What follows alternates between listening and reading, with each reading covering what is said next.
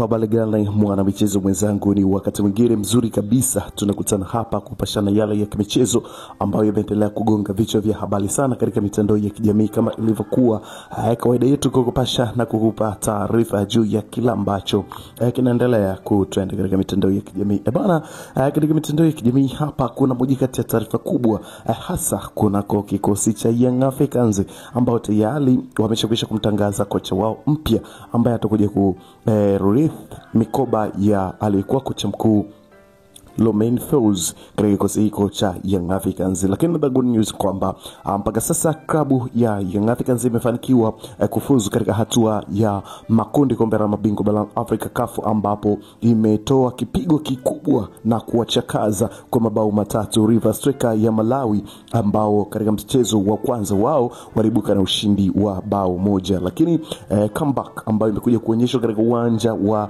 Benjamin Mkapa na kiwango bora kabisa ambacho kimeonyeshwa katika uwanja wa Benjamin Mkapa kinawafanya Young Africans watinge hatua ya makundi kibabe, kwa kutoa kipigo hicho mabao mawili kwa bila chini ya head coach ambaye alikuwa amekabidhiwa kikosi hiko cha Young Africans, Patrick Mabere kutoka Malawi.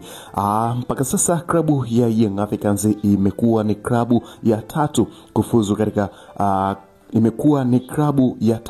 katika hatua ya makundi ligi ya mabingwa barani Afrika, ambapo Azam FC amefuzu, Singida Black Stars tayari ameshakwisha kufuzu. Lakini kwa upande wa klabu ya Young Africans na tayari ameshakwisha kufuzu, kibarua bado kipo kwa Simba Sports Club ambaye naye anakwenda kushuka dimbani kwa Singizin huko Eswatini kwa ajili ya kumalizia mchezo uliobaki nao, bila shaka na watafuzu katika hatua ya makundi.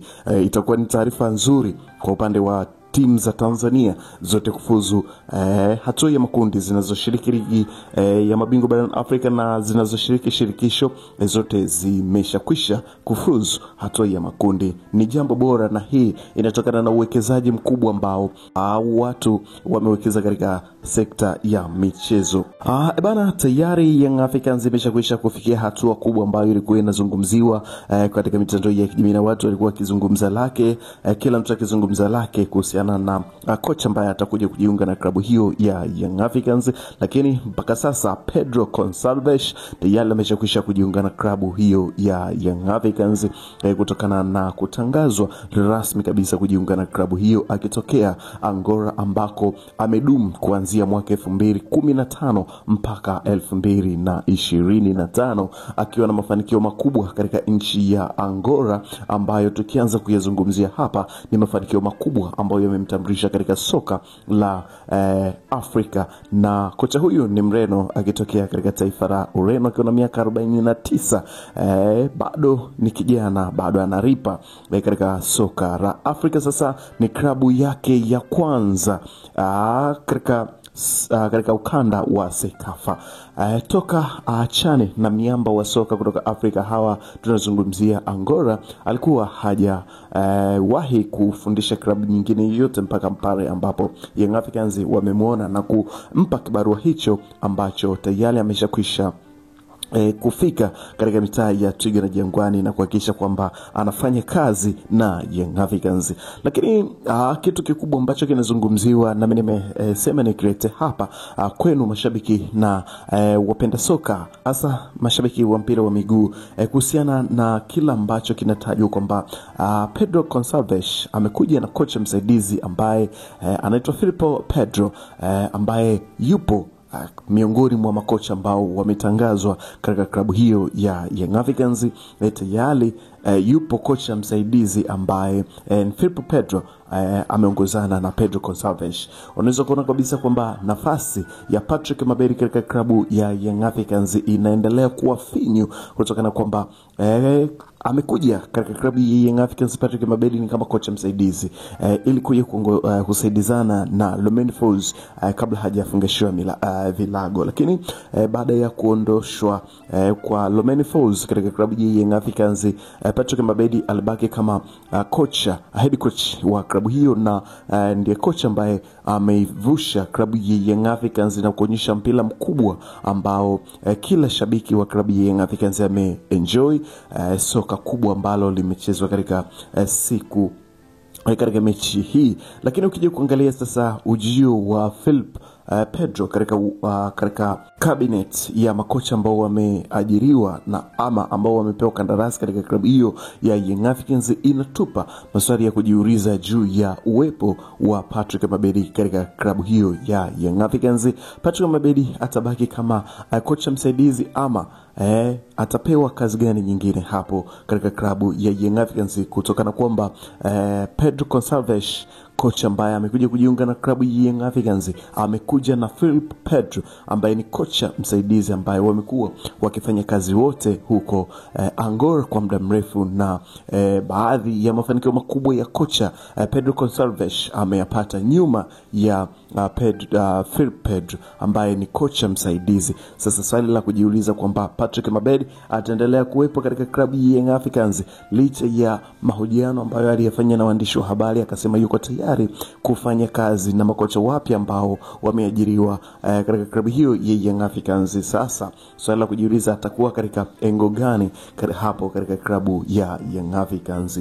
Pedro Gonçalves ambaye ni kocha mkuu wa klabu ya Young Africans, akiwa na mafanikio makubwa toka aianze karia yake ya ukocha mwaka 1997 mpaka 2010 mpaka 2025 hapo katika nchi ya Angola.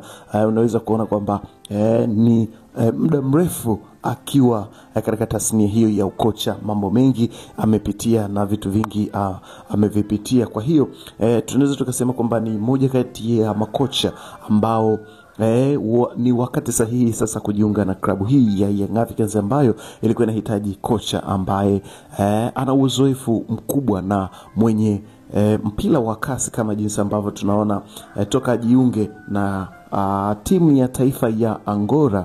Tumeona kwamba imebadilika na akiwapa mafanikio makubwa, na moja kati ya mifumo yake mikubwa ambayo anaitumia Pedro Gonçalves ni mfumo wa 4-3-3, wakati mwingine akitumia 4-3-2-1. Moja kati ya mifumo mikubwa na mifumo dume ambayo imekuwa ikitumiwa na makocha wa kisasa ni hiyo. Lakini pia katika mifumo hiyo yote amepata mafanikio makubwa. Kitu kikubwa ambacho nataka kujuzi sasa leo hapa katika kalia ya kocha Pedro Gonçalves, ameshawahi kutumikia klabu ya Sporting Lisbon ya Ureno, ambapo Cristiano Ronaldo ametoka katika klabu hiyo ya Sporting Lisbon. Mpaka sasa tunaona kwamba Cristiano Ronaldo ni mchezaji mkubwa duniani, na kocha Pedro Gonçalves ni moja kati ya makocha ambao wamefanya kazi kwa ukaribu kabisa na Cristiano Ronaldo kabla hajaondoka katika klabu hiyo ya Sporting Lisbon ama Sporting CP ya hapo Ureno. Kwa hiyo kuna ukaribu fulani kati ya Pedro Gonçalves na Cristiano Ronaldo ambaye mpaka sasa kila mtu anamtambua katika ulimwengu wa soka. Na taarifa njema ni kwamba wakati Cristiano Ronaldo akiingia katika klabu hiyo ya Sporting Lisbon, Pedro Gonçalves alikuwa ni moja kati ya mascout ambao walikuwa na scout wachezaji vijana na kuwaingiza katika klabu hiyo na academy ya hapo Sporting Lisbon katika kuwakuza na kuwauza, kama jinsi ambavyo imekuwa ni kawaida yao kwamba wanatafuta wachezaji wadogo wadogo, wanakuja wanawakuza na kuwauza katika mataifa tofauti. Na mpaka leo hapa tunamuona Cristiano Ronaldo akitoka katika klabu hiyo ya Sporting Lisbon ya Ureno, na moja kati ya scout wake ambaye aliweza kutambua ama kukuza kipaji chake ni pamoja na Pedro Gonçalves ambaye kwa sasa ni kocha wa klabu ya Young Africans. Kwa hiyo ni jambo kubwa na ni jambo zuri ambalo tunakwenda kuliona katika klabu ya Young Africans, na tunakwenda kuiona klabu hiyo ya Young Africans ikibadilika. Na comment nyingi ambazo nimezipata hapa, watu wakiniambia kwa kocha huyu, basi tunamuona Edmund John akiongezeka kuwa hapa zaidi ya alipo kwa sasa. Hizi hapa ni taarifa ambazo zinakujia kila siku, ni kuhakikisha kwamba endelea kubaki nasi hapa kwa kubonyeza maandishi yameandikwa subscribe.